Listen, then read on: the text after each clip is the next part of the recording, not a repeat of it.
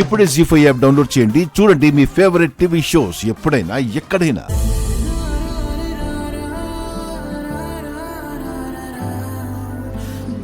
ఏంటి గౌరీ గారు అలా చూస్తున్నారు? చేయాల్సిందంతా చేసేసి ఏమీ తెలియనట్టు ఇంత కామ్గా ఎలా ఉన్నారా అని చూస్తున్నాను.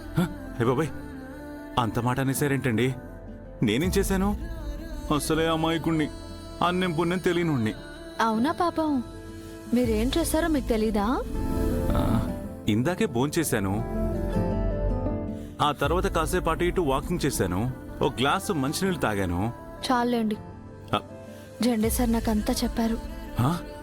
మాయ ఎందుకు ఇంటికి వచ్చారో, మీరు రవిని, మాయాని, రాకేష్ని ఎలా ఫేస్ చేశారో అన్నీ చెప్పారు. చెప్పేశారా? ఆ సెండేసరికి అస్సలు దాచుకోవడం తెలీదు. మిమ్మల్ని చూస్తుంటే నాకు చాలా గర్వంగా, సంతోషంగా ఉంది. గౌరీ గారు, మీరు నన్ను పొగుడుతున్నారా? పైగా నన్ను చూసి గర్వంగా ఫీల్ అవుతున్నారా? వామ్మో, ఇది డైరీలో నోట్ చేయాల్సిన విషయం అండి. అంటే ఏంటి? నేను మిమ్మల్ని ఎప్పుడు పొగడలేదా? నేను మిమ్మల్ని చాలాసార్లు మెచ్చుకున్నాను, కానీ మీరే నన్ను ఎప్పుడూ టీజ్ చేస్తా ఉంటారు. నన్ను మాత్రం మెచ్చుకుంటారు, మీ చెల్లెళ్ళని నా తమ్ముళ్ళకిచ్చి పెళ్లి చేయమంటే కుదరదు అంటారు. శంకర్ గారు, ఇప్పుడు ఆ టాపిక్ ఎందుకు? ఏ?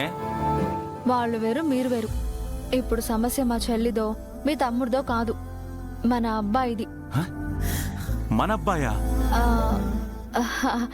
అంటే అది మన అభయ్ది అంటున్నా. ఇప్పుడు అబ్బాయికి ఏమొచ్చింది సమస్య? మీరు మాయ మారుతుందని అంటున్నారు. ఒకవేళ తను మారకపోతే అభయ్కే కదా ప్రాబ్లం. జీవితంలో మళ్ళీ పెళ్లి చేసుకోలేడు, తన లైఫ్ క్వశ్చన్ మార్క్లా అయిపోతుంది. ఒకవేళ మాయ మారినట్టు నటిస్తే అది ఇంకా ప్రమాదం కదా. గౌరీ గారు, మీరు అనవసరంగా ఆలోచించకండి. మాయ కూడా ఒక అమ్మాయే, తనకు కూడా మనసుంటుంది. ఇప్పటి వరకు తన తండ్రి పగను మాత్రమే చూసింది, పైగా వాళ్ళ అన్నయ్య కూడా తనని పావుగా వాడుకుంటున్నాడు. అలాంటి తనకి ప్రేమ, ఆప్యాయత, అనుబంధాల విలువ తెలిస్తే, అభయ్ నిజమైన ప్రేమేంటో కూడా తెలిసిందనుకోండి, తను ఖచ్చితంగా మారుతుంది. నన్ను నమ్మండి.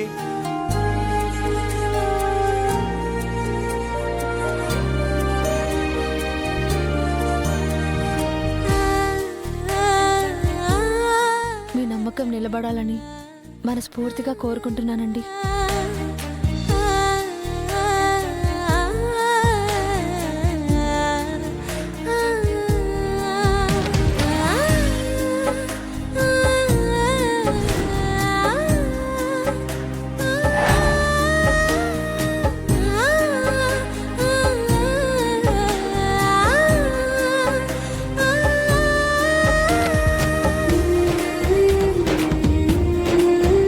జీ5 యాప్ డౌన్లోడ్ చేసి అన్ని ఎపిసోడ్స్ పూర్తి ఉచితంగా చూడండి.